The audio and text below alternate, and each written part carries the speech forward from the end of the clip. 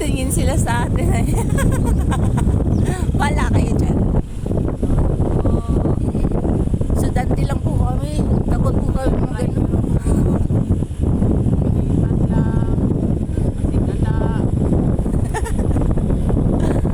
May upuan pa talaga. Ang ganda ng upuan. Laki.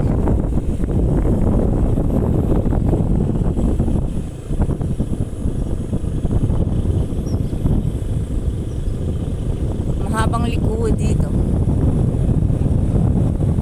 Mahabang paliko.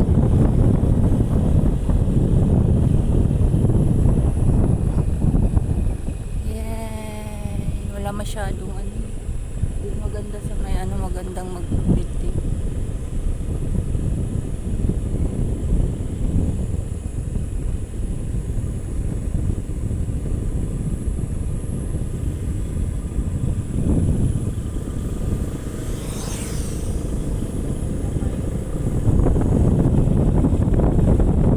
Malapit ka nang makasurvive sa bitupa ng ano. Isang liko pa yan. Last na yan na liko. Tapos mahaba muna. Tsaka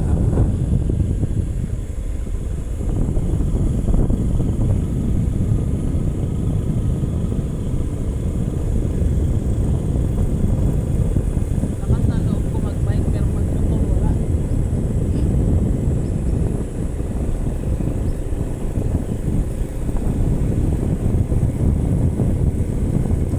iisip ko nga na, parang pag dun sa Manila, iniisip ko nga, kung parang mas gusto ko pa rin yung hindi ako magmumotor pag dito sa Manila kasi parang yun yung gitgitan.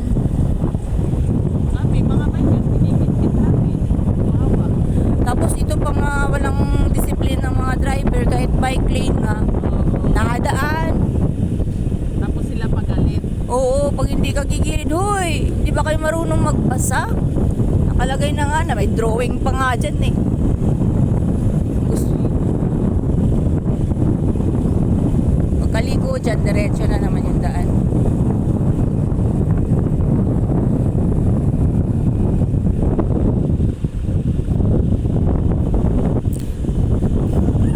Yung 20 minutes na na pwedeng takbuhin ng motor na 20 minutes na buhay natin ng 1. Ay, ang ganda.